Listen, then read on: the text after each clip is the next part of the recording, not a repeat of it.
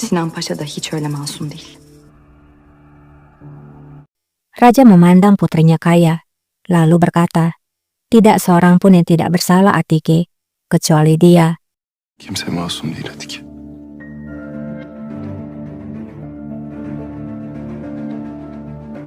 Atike pun lalu keluar. Dia melihat para dokter yang telah menunggu di sana.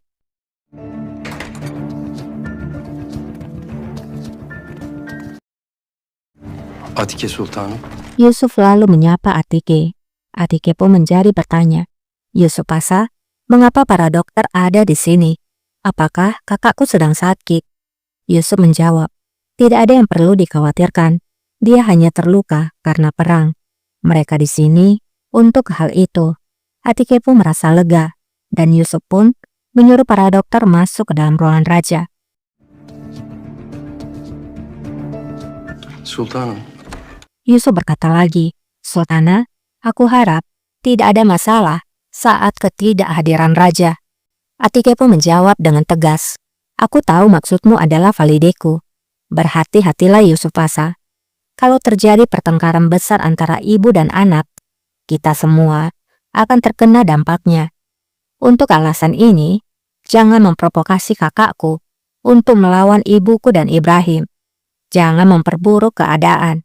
Karena kamulah yang pertama kali akan terbakar. Dikkatli ol Yusuf Paşa. Evvela sen yanarsın. Yusuf menjawab, aku tidak tahu apa yang aku lakukan sehingga aku pantas mendapatkan perkataan ini. Atike menjawab, aku hanya memperingatimu.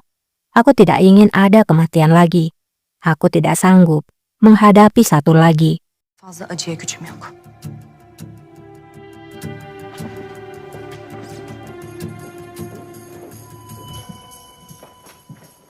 Di lain sisi, Ibrahim kembali ke Boxwood, dan Qasem juga tiba di sana. İbrahim, Validem. nihayet döndün. Qasem pun berkata, Ibrahim, akhirnya kamu kembali. Aku mati beribu kali ketika kamu pergi. Terima kasih pada Tuhan. Kamu kembali padaku dengan selamat. Çok şükür sağ salim karşımdasın.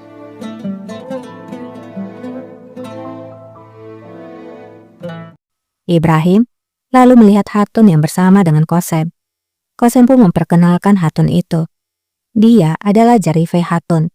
Mulai dari sekarang, dia akan berada dalam layananmu. Dia akan melindungimu dengan hidupnya jika terjadi bahaya. Zarife Hatun, senin yanında senin hizmetinde olacak.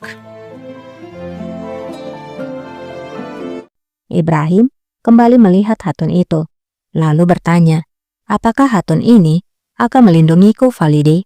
Bagaimana? Nasıl olacak o? Zarife Hatun iyi yetişmiş.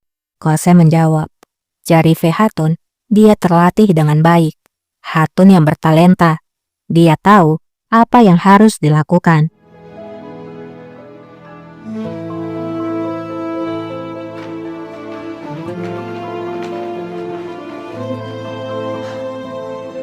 Ibrahim berkata, apakah kamu takut, Ibu?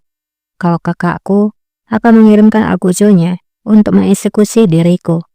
Aku berharap aku mati pada perang itu bersama armor di tubuhku. Lalu mati saat berbaris pada musuh di belakang kudaku. Qasem pun bertanya, kamu bicara tentang apa? Bagaimana bisa kamu mempertaruhkan nyawamu? Ibrahim pun menjawab, tapi mereka tidak mengizinkanku, terutama Kemenkes A. Dia tidak melepaskan pandangannya, bahkan dalam sedetik pun. Tapi aku berharap aku mengambil beban itu dari pundak kakak dan dirimu. Aku mengira jika aku mati, maka pertempuran akan berakhir. Tidak seorang pun yang akan terluka, tidak seorang pun yang akan disalahkan. Hem sizi bir yükten kurtarmak istedim sadece. Günaha girmez. Qasem pun menjawab, beban apa putraku? Kamu adalah orang yang paling aku sayangi. Hanya kamulah harapanku. Itulah mengapa aku masih tetap hidup, meskipun semua keputusasaan. Jangan pernah melakukan hal itu. Yaşayabiliyorsam sebebi sensin. Bir daha sakın böyle şeyler yapma, tamam mı? Ibrahim pun berkata, kakakku memperlakukanku dengan baik. Dia tidak pernah marah. Beberapa waktu dia datang padaku. Kami memiliki percakapan. Mungkin dia tidak akan melukaiku. Dia tidak menunjukkannya. Tapi dia kewalahan dengan keputusan yang dia buat. Dia tidak bisa menahannya. Dia sedang sakit. Luka di dalam hatinya terwujud dalam tubuhnya. Dia tidak baik-baik saja. Bazı vakitler geldi yanıma sohbet ettik. Belki de yapmaz. Kalbinin yarası. Vaziyeti hiç iyi değil.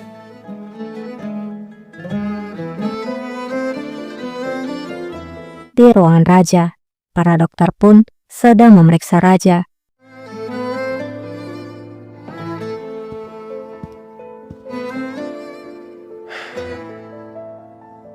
Setelah itu, semua dokter pun nampak diam saja. Raja yang melihat para dokter tidak berbicara padanya, ia pun berkata, "Aku memanggil kalian untuk menyembuhkanku, bukan untuk menundukkan kepala kalian. Bicaralah."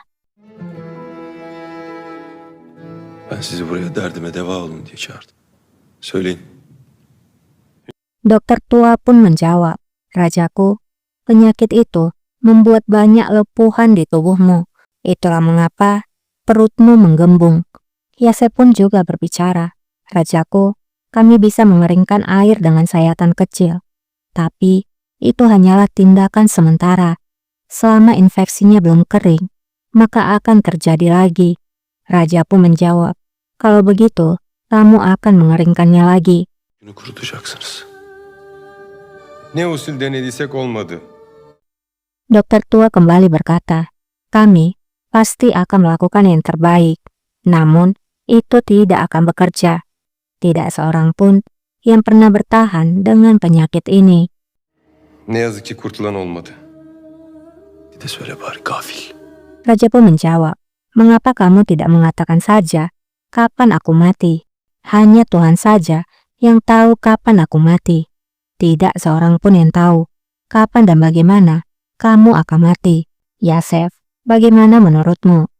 Allah'ın verdiği canı Allah alır. Yasef, sen ne dersin? Yasef menjawab, "Di sana akan selalu ada harapan, rajaku. Kami akan bekerja siang malam untuk menyembuhkanmu. Namun, itu pastinya akan sangat sulit."